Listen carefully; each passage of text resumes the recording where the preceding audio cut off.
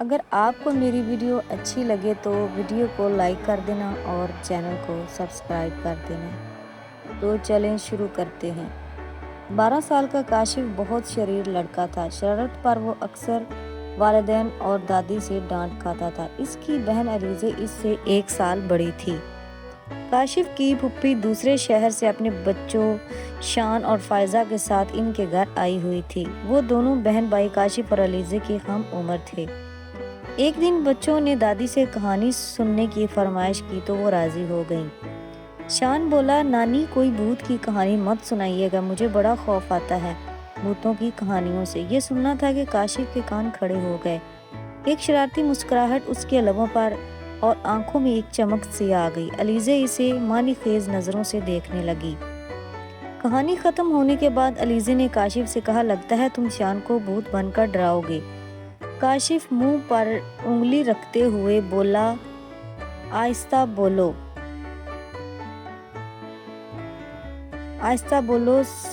سچ میں بڑا مزہ آئے گا۔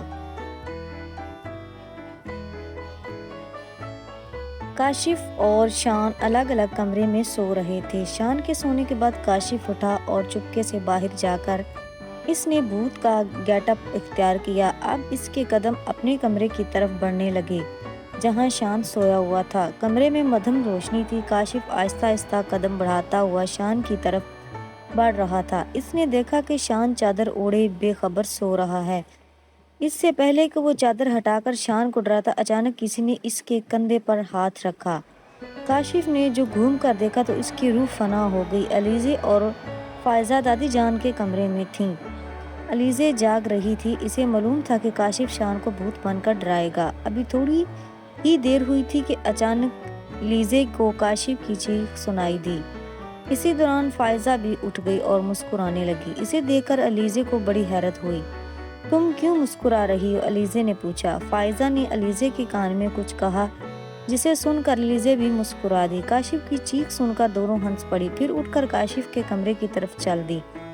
کاشف اپنے سامنے بھوت کو دیکھ کر تھر تھر کانپ رہا تھا۔ اچانک کمرے کی لائٹ جلی تو علیزہ اور فائزہ نے دیکھا کہ کھڑکی میں سے کالے رنگ کی کوئی چیز نیچے گری ہے۔ وہ دونوں کمرے میں پہنچی تو کاشف کی حالت دیکھ کر ہنسنے لگی۔ انہیں ہنستا دیکھ کر کاشف بولا، یہاں میری جان پر بنی ہے اور تم ہنس رہی ہو۔ فائزہ قریب آئی اور بولی، ارے وہ بھوت نہیں تھا، شان تھا۔ کیا شان؟ وہ حیرت سے بولا۔ علیزہ نے بتایا، ہاں مجھے فائزہ نے سب بتا دیا ہے۔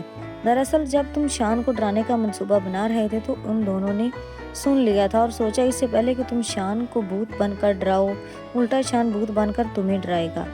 لیکن شان تو سو رہا ہے۔ اس نے حیرت سے کہا، ارے نہیں، یہ تو تکیے اس طریقے سے رکھے ہوئے ہیں جیسے کوئی سو رہا ہو، یہ دیکھو تکیے ہیں۔ یہ کہہ کر فائزہ نے جیسے ہی چادر ہٹائی وہ چیخ پڑی۔ شان وہاں گہری نیند سو رہا تھا۔ چیخ کی آواز سن کر دادی جان بھی نیند سے بیدار ہو گئی۔ وہ خود سے بولی، ارے یہ بچے کہاں ہیں؟ چیخ بھی کاشف کے کمرے کی طرف سے آئی۔ کچھ تو گڑبڑ ہے، جا کر دیکھتی ہوں۔ یہ کہہ کر انہوں نے اپنی تسبیح اٹھائی اور کاشف کے کمرے کی طرف چل پڑی۔ اگر شان سو رہا ہے تو پھر وہ کون تھا جو فوراً ہی غائب ہو گیا تھا؟ علیزہ نے خوف زدہ ہو کر کہا۔ اسی دوران شان بھی آنکھیں ملتا ہوا کھڑا ہو گیا اور پوچھا، یہ کاشف بھوت کیوں بنا ہوا ہے؟ فائزہ نے کہا، کس قدر بے خبر سوتے ہو بھائی، اس قدر شور میں بھی آنکھ نہیں کھلی۔ شان نے کہا، ارے مجھے لگا یہ شور خواب میں ہو رہا ہے۔ اب کاشف کی سمجھ میں آیا کہ وہ اصلی بھوت ہی تھا۔ اسی دوران گھر کے باقی لوگ بھی اٹھ کر وہاں پہنچ گئے اور انہیں بھی ساری صورتحال کا علم ہوا۔ کاشف کے ابو نے کہا، کہو برخوردار، اب کوئی شرارت کرو گے؟ اصلی بھوت تمہیں شرارتوں کی سزا دینے آیا تھا، لیکن علیزہ اور فائزہ کے آنے سے وہ غائب ہو گیا۔ اب کوئی شرارت نہ کرنا۔